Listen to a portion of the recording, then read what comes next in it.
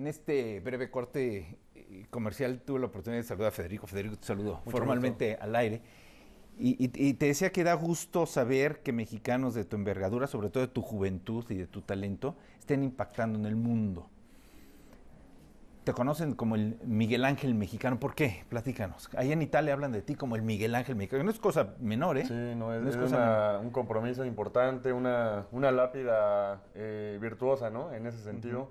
A la gente y a los artistas italianos les llamó la atención el tipo de muralismo que hago, que es un muralismo clásico, académico, y que y al mostrarles la obra que he hecho en México, fue como de impacto. Lo primero que pensaron, no, ah, mira, y es escultor además, entonces tiene todas estas virtudes, hago cosas de arquitectura, entonces Ujú. dijeron, pues es tan completo como Miguel Ángel, no sé explicarlo, ¿no? Pero es un compromiso fuerte para mí y es un sueño, ¿no? Que les llame la atención en ese sentido mi obra, ¿no? Ajá.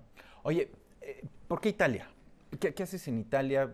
¿Por qué allá te Ujú. conocen con Bueno, estas a características? mí siempre me ha gustado mucho Italia, he ido muchísimas veces a Roma y conozco buena parte de Italia. Tengo una vocación y una tendencia hacia Italia de algún modo. Por Eh, raíces, no, por curiosamente cultura. por cultura, porque desde pequeño me gustó estudiar Roma como tal, ¿no? Toda la historia del Imperio Romano, la República, el dominado. Luego estudié Derecho y tomé Derecho Romano con una eminencia, con el doctor Gumecindo Padilla, ¿no? Que es toda una autoridad en ese sentido. Y me encantó, estudié latín un año por filosofía, por la carrera y por derecho también. Ujú. Entonces, he sido un apasionado del latín, de las lenguas grecolatinas, de los orígenes del español, ¿no? Que es una lengua romance. Y desde joven, como a los 18 años, comencé a ir a Roma y me enamoré, me Desde enamoré. joven. No, bueno. Eso es, bueno, para mí es joven. Qué bueno que es que desde Sí, joven. pues que ya tengo casi el doble, el tiempo pasa No, no volando, ¿no? digas, está bien, hijo, desde joven. Em, entonces me enamoré, ¿no? Ajá. Fue una impresión fortísima para mí, Bueno, Italia es lloré, Italia, ¿no? ¿no? Italia y Roma en específico, ¿eh? Más que Conozco, Florencia. sí, para mí sí. Obviamente esto es de gustos, ¿no? Y de tendencias, ¿no? Pero Roma, cada ser humano tiene una estética cerebral, digamos, ¿no? Ujú. Tú te sientes bien con cierta paleta de colores, con ciertos olores, con cierta comida. Cada quien tenemos esta estética particular. Mi estética y mi paleta de colores, que además se narra en mi obra, digamos, es Y que la además paleta. estamos viendo mientras Ajá, platicamos. Ajá. es la romana, ¿no? Sin quererlo, es decir, todos estos edificios, en Florencia también, ¿no? Obviamente, pero estas ruinas, estos edificios antiguos, con el azul del cielo, este contraste, el sol romano Sobre el Coliseo. sí, ¿no? Esos colores terracota, con siena, despiertan en mí seguramente bioquímicamente sustancias endócrinas, oxitocina y demás que hacen que me sienta bien. Esto ¿Te hubiera así gustado funciona, vivir ¿eh? en época de los César? Sí, no lo sé, pero yo soy atemporal en ese sentido. Creo que no estoy en mi temporalidad. Tengo un exceso de conciencia, yo le llamo, y eso hace que no esté de acuerdo con muchas cosas que pasan en nuestra realidad y que niegue la realidad, ¿no? Filosóficamente no creo en la realidad es un holograma y es una conciencia colectiva acordada. Es decir, La, la justicia, la temas como realidad es un holograma, un nunca había holograma, sí, escuchado eso. sí, es decir, todo esto es una construcción humana. La justicia no existe. Y yo estudié 10 años derecho en la Panamericana y soy filósofo. Toda mi vida he recaído en estos temas, ¿no? Yo fui profesor de ética y ya no creo en la ética como una ciencia práctica O sea, ¿no normativa crees y en demás. todo lo que te No formó? creo en nada ya más que en la conciencia, el tiempo y la energía. ¿Y eres agnóstico también? ¿No crees en Dios? Es que sí creo en una energía propia, primigenia, originaria, en un artífice, como decía Platón. Sí creo en una inteligencia máxima. O sea, me Y da la impresión que vas contra todo. Y eso está bien, es rebeldía, ¿no? Se como tú, de vale. hecho, ¿Como yo? sí, para bien, ¿no? Bueno, Constructivamente. aquí la historia es tuya, no mía. Lo que pasa es que ir contra No, bueno. todo, no es contra todo por ir contra todo, es decir, Ajá. la conciencia te da humanismo y esa conciencia debe ser crítica, ¿no? Durante toda la... Quien sepa tantito de historia sabe que hemos estado alienados desde el hombre de las cavernas. El derecho se creó cuando el hombre de las cavernas dijo, a ver, esta cueva es mía. ¿cómo que es tuya? Propiedad Y comienza privada. la propiedad privada. Y entonces se mete con la mujer del otro hombre de la caverna y Y ahí entonces nace el hace la matrimonio, religión. y entonces no se sabía. No desearás la mujer de tu Claro, prójimo. y luego embarazan a la mujer de la caverna y dicen, no es mío, no, pues del matrimonio para tener certeza jurídica sobre de quién es. Es decir, son creaciones, maquinaciones humanas por completo. Por eso la justicia, la verdad, yo he estudiado toda mi vida sobre la verdad, ¿no? Estudié a nivel aristotélico tomista por la escuela en la que estudié, en la Panamericana. Antes fui nietzscheano, ahora soy post-heideggeriano. No, bueno. Y después de esto, y digo post porque tampoco ya me quedo con la verdad de la aletheia, de la que habla Heidegger. Yo creo que quien crea ser portador de la verdad es la primer falacia. Pero falacia. entonces, ¿quién es tu líder? ¿Quién representaría para ti algo, entonces? Así en Yo términos mismo, generales. la conciencia. Yo soy O sea, un cúmulo... ¿Tú eres tú y tú solo? Nada No, más? no, no, yo soy todo. Yo soy todo como soy tú.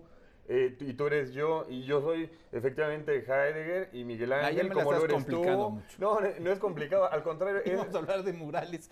No, bueno, es que No, está salen bien, está todo bien. tipo de temas, pero es sencillo. De hecho, no es complicado. Es sencillo. Es sencillo. No, bueno. Es conciencia, aquí y ahora. Ajá. Estamos aquí y ahora. Y tenemos que saber también nuestras raíces y esas proyectarlas al futuro. Pero es conciencia pura. Somos energía.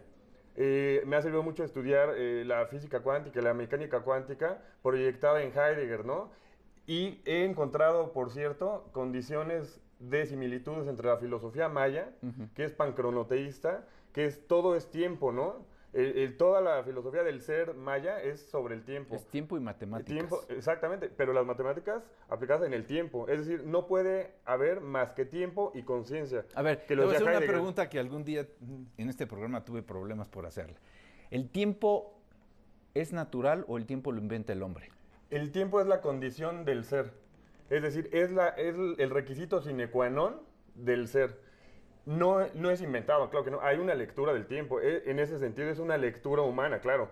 El decir que O sea, ahorita el tiempo son las- existe y está corriendo. Sí, Nosotros junto lo al ser. medimos. Exacto, sí. Ok. Aristóteles decía que el tiempo es la medida del movimiento, ¿no? Del paso de la potencia al acto. Entre ese movimiento es el tiempo, ¿no? Y hay tal cantidades de definiciones, San Agustín, Platón, la que quieras, ¿no? Kant. Yo me quedo con una de Heidegger, que el tiempo es la condición del ser, es la condición de posibilidad, en el sentido de que es un ente más. El tiempo es un ente más. No es extraño al ente, al Dasein, al aquí y ahora, ¿no? Al ser aquí y ahora. Todo esto te lo digo porque mientras más conciencia tenemos, más humanos somos. Y a lo que yo me dedico, que sí es la filosofía, obviamente, la filosofía es la materia prima de mi obra. Es decir, yo canalizo todo esto que estamos platicando en obra, en cine, Eso te iba a preguntar. en mural, en Todo obra. lo que me has dicho, ¿yo lo encuentro en un mural tuyo? Sí, todo, y en todas mis obras. Y a ver, es difícil, digo, a pesar de que estamos viendo tu obra, pero es difícil interpretarte. O sea, me costaría trabajo llegar frente a un mural tuyo y decir, hijo, ¿qué quiso decir? Lo que pasa es que hay niveles de conciencia. O sea, entre más en el inteligente y tema, consciente, más te voy a entender. No, pero la obra dialoga más contigo. Es decir... Eso sonó bonito, ¿eh? Sí, La obra dialoga el contigo. espectador tiene un diálogo con la obra. Es decir, a mí no me tiene que preguntar, yo no le tengo que preguntar a Picasso qué trató de decir No, yo con sí. el Guernica, ¿no? No, Yo sería sí. padrísimo, pero me refiero que... Y no me importa, por cierto, porque el Guernica me proyecta. Yo tengo un diálogo con el Guernica.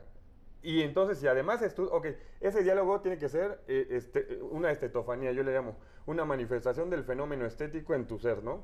Ok, pero si además yo sé por qué lo pintó, en qué estado de ánimo, qué derivó, cuál es el origen, el bombardeo de Guernica, tal, entonces esta proyección es triple, ¿no? Y entonces es una bomba estetofánica de arte en tu ser. Y como dice Heidegger, se desoculta la realidad del ser. Pero a ver, entonces, tu obra va para letrados, inteligentes, No.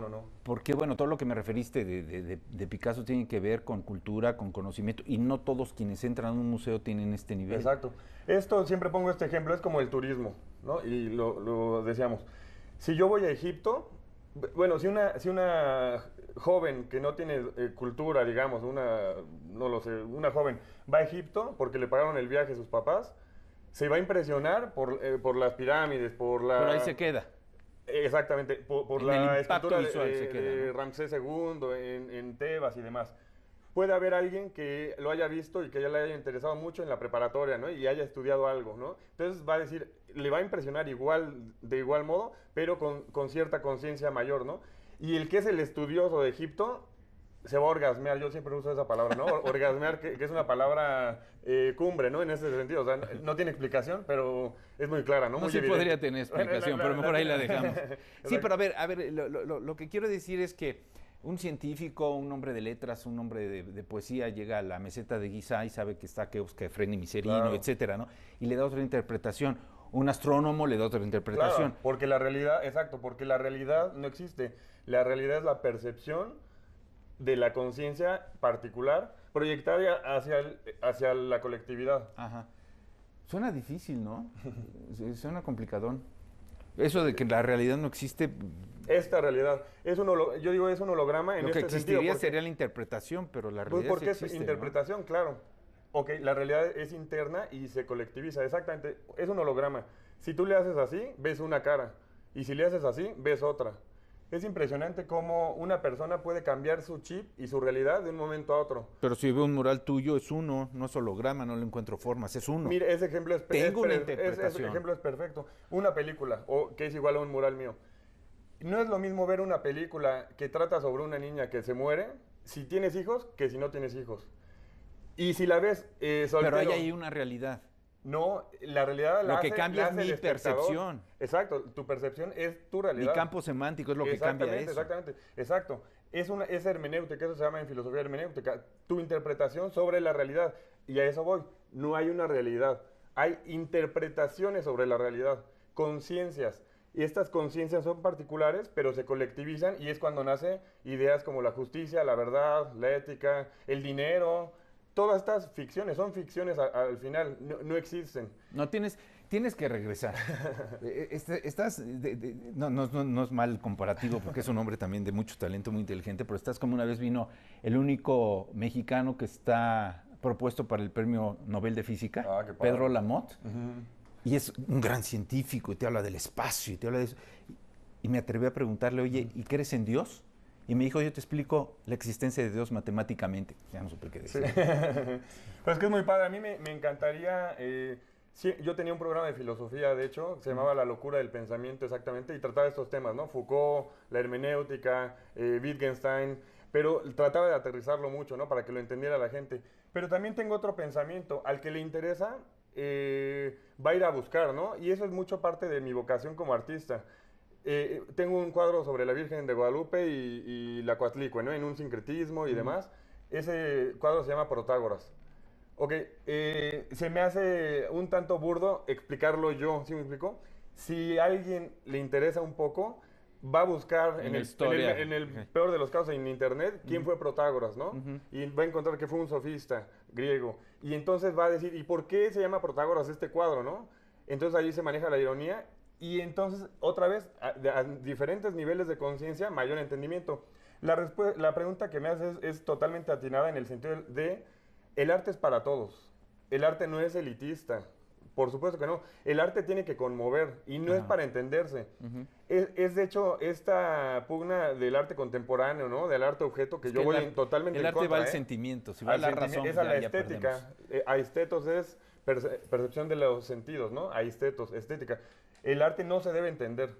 El arte se debe percibir. Correcto. Y- Ahí sí ya estamos de acuerdo. No, es que es así exactamente. Oye, se nos acaba el tiempo, pero a ver qué otro día vienes a platicar de Claro que murales. Sí, encantado, encantado. ¿No? Y los murales hablan sobre esto, ¿no? Siempre con una cota de historia del lugar. El de Ibiza va a tener toda la historia de Ibiza. El de Roma tiene unas metáforas padrísimas entre México e Italia, con similitudes. ¿Cuándo regresas de Italia? En julio, a finales de julio. ¿Ya con el mural terminado No, allá? ¿O qué? todavía no se va a acabar el de Roma. Ajá. El de Roma vamos a continuarlo. El que sí va a estar terminado es el de Ibiza. Tienes que regresar y nos platicas. Claro ¿no? que sí, ¿no? Pero con el todo. compromiso de que nos traigas algunas imágenes de Claro, de no, lo que obviamente. ocurra, ¿no? Claro que sí, claro que sí. ¿queda? Encantado y muchas Federico, gracias. Gracias, felicidades. Gracias a ti. Igualmente, felicidades. Y gracias a usted, como siempre le digo, por su cariño, su cercanía, su tolerancia. Soy Carlos Ramos Padilla. Que tenga usted la mejor de todas las noches y recuerde, esto aquí va en serio.